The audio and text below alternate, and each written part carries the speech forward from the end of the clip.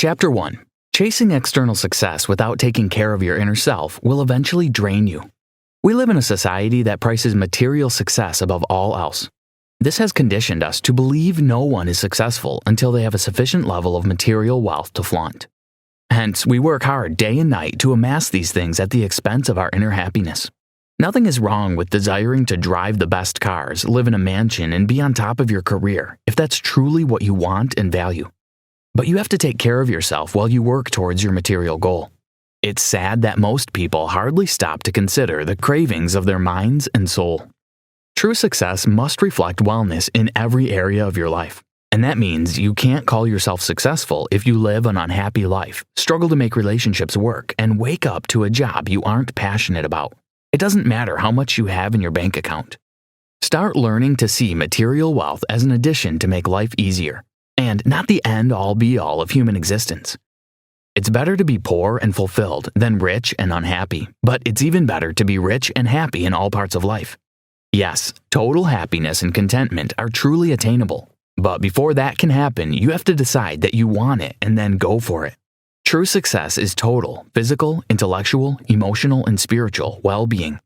The monk who sold his Ferrari is a fable about a hotshot lawyer who sacrificed his life and happiness for material and career success, only to later feel empty on the inside. Externally, he was a highly successful lawyer and a very rich man, but that was all he had. He spent so much time working that he had no time for himself. His hard work paid off in the form of material and career success, but his spirit was broken and he kept having emotional problems. He was divorced and unhappy.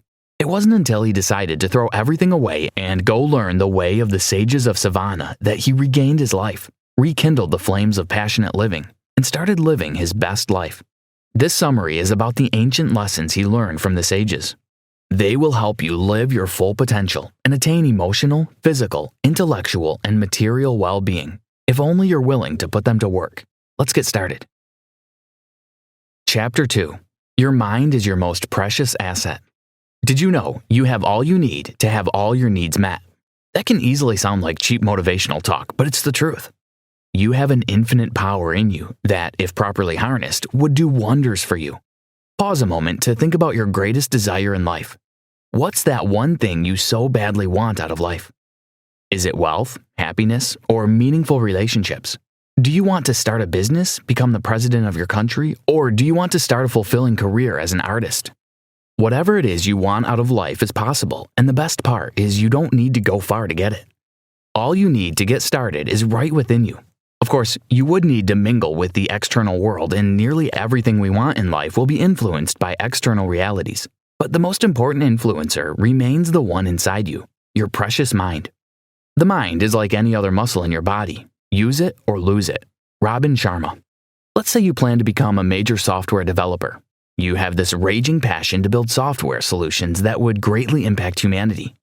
Naturally, you first need to get educated in software development. That education is an external reality, and many things can happen to stop you from completing your education. You may fall ill, fail your exams, have difficulty financing your projects, etc. Bottom line is, things will go wrong one way or the other, but nothing external can stop a resolute mind. This is just one example of how important your mind is. However, not all minds are equal.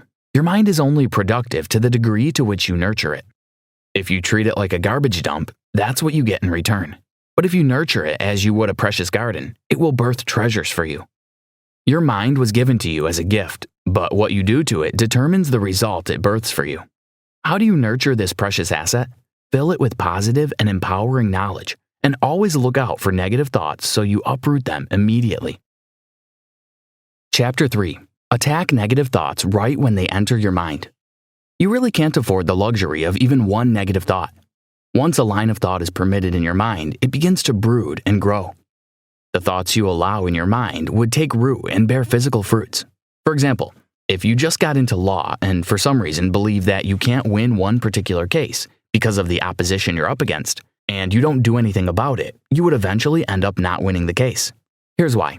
By permitting that negative thought, you shut down your ability to find ways to win the case. But assuming you knew about the magical powers of your thoughts and focused your mind on winning, you would start seeing ways to make it happen. Thoughts are things and they produce tangible results. Unless you're a monk who has been practicing positive thinking all your life, you would occasionally catch yourself thinking things you wish would never happen. But there's a way out. It's a technique called opposition thinking. This technique involves replacing your negative thoughts with positive and empowering ones. The reason this works is that your mind can only focus on one thought at a time. So the next time you catch yourself in a stream of negative thoughts, just shift your mental focus and start thinking about positive things. It will help to use images, videos, or music when replacing your thoughts seem difficult. Chapter 4. The only secret to lasting happiness is finding and pursuing your life's purpose. There are a few things all humans have in common, and one of them is the desire for lasting happiness. Adulthood becomes difficult when the things we do don't excite us anymore. If you were lucky to have had a loving caregiver as a child, then you probably enjoyed most of your childhood days. Being a child is easy because you don't have to worry about anything. You're so innocent, and nearly everyone you encounter will love you. But once you start climbing the teenage ladder into adulthood, things begin to change. You suddenly have to be responsible for your life and every action you take. Survival can become so hard that happiness will be shut out of your life. The older you get, the more responsibility you have, and the less happy you become. This is the story of far too many adults. In fact, many people wish they could be innocent kids again. But life wasn't designed to be endured. It is meant to be enjoyed. Hard to believe, but it's the truth. The key to happiness in adulthood is to discover purpose and spend your life pursuing it. This will bring you untold happiness. You would live with zest, and weekends would cease to be your favorite days because you would love your work and always look forward to it. The purpose of life is the life of purpose. Robin Sharma. The grand question now is, how do you find your life's purpose? People try to complicate this stuff, but it's not that mysterious. Your purpose is hidden in your passion and desires. What do you love to do? What is that one activity that even just the thought of it ignites you with passion? Is it singing, writing, or selling? Sometimes it could be a profession. If the idea of helping sick people recover sounds great to you, and it's something you always imagine yourself doing, then that's your purpose right there. Some clues to your purpose include a burning desire for a profession, childhood passions, and the things you're angry about and wish you could help society solve. Ultimately, your purpose will serve humanity in some way. And just know that you may not know your entire purpose all at once, but by following the clues, you would unravel your destiny one step at a time. It's fun. Chapter 5. When you set goals, document them on paper. Don't just set mental targets. Goal setting is the secret of achievements. Without clearly defined goals, it's difficult to achieve anything. There are too many distractions in our world, but once you have clear goals, it becomes easy to channel all your energy to accomplish them. 2 goal-setting mistakes you must avoid include a lack of documentation and refusing to set deadlines. The average adult thinks 60,000 thoughts in a day, and the subconscious mind neglects most of these thoughts, except the ones that are repetitive and convey emotions. When setting goals, you want your subconscious mind to be fully aware of it because that's where the magic happens. Documentation is a proper way to make this happen. Writing down your goals tells the subconscious mind that your thoughts about it are important. And in fact, you can take it a step further by going over the goals daily. Do it immediately when you get out of bed and before hitting the sack. It would unleash the power of your subconscious mind to begin attracting the resources required to make your goals a reality. Every goal you set must meet the SMART criteria: specific, measurable, attainable, relevant, and timely. You must attach a deadline to every goal you set. Deadlines convey a sense of urgency, pushing you to work hard and smart enough to make them a reality. Did you know? When you are exhausted or hungry, it will be more difficult for you to say no or maintain a specific goal. Chapter 6. Unleash the power of creative visualization to solve your problems. Generally, you have to have some level of knowledge to succeed in any career you choose. Everyone knows this, and that's why people invest thousands of dollars on their education. But what most people don't realize is that education is just the first thing. It's not all you need to succeed. There's a limit to where your knowledge can take you, but when you employ the power of creative envisioning, you will move faster in life. By employing your imaginative side, you would easily come up with solutions to problems in your industry or the world at large. There is absolutely no limit to what you can do with your imagination, but you have to first train it if you want it to produce life-changing results. Your imaginative faculty is like an elastic band. The more you flex it, the more it grows, and it begins to shrink when you don't use it. So start now and never stop. Use it to solve your personal and professional problems. If you're having troubles in your relationship because you don't understand men, a friend invites you to a relationship hangout where they talk about ways to improve your relationship. Don't just take the information and apply it raw. Pass it through your uniqueness by using your imagination to visualize ways to do so. You can use visualization to create the life you want. This works so well because the mind loves pictures. The mind is a wonderful servant, but a terrible master. Robin Sharma.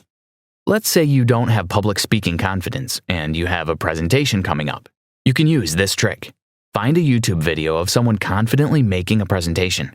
Watch it over and over, each time visualizing yourself as the person speaking. Imagine the confidence and flow of words. Imagine you're the one doing it all. Then go back and prepare your slides. Conclusion. The secret to lasting happiness is in fulfilling your purpose. We've dealt with purpose discovery in one of the chapters, but there's something else you must know. Discovering your purpose alone is not enough. You have to take steps towards fulfilling it, and that's where discipline comes in. Without personal discipline, it becomes impossible to make real progress in life, and you would find yourself unhappy even though you have known what your life's purpose is. It's frustrating to know what to do and not do it. Self-discipline is one of the pivotal elements of self-mastery, and it doesn't come as a gift. You have to develop it by practice. The good thing is, the more you practice it, the easier it becomes. A good place to start is with setting a daily benchmark for certain activities that will help you reach your life goals. Your benchmark could be reading 30 pages of personal development books a day, dedicating 1 hour daily to family time, or cold calling 50 prospects per day. Whatever your benchmark is, ensure you reach it every day. Of course, there will be days that you won't meet your targets, especially when you're just beginning to cultivate discipline. But you can fast-track your progress by having a reward and punishment system. The idea is to reward yourself for reaching your target and to punish yourself for failing to do so. This way, your mind will identify discipline with reward and indiscipline with punishment. Try this. Set daily targets for every goal you have and determine a reward system that you can sustain all through the term of the goal.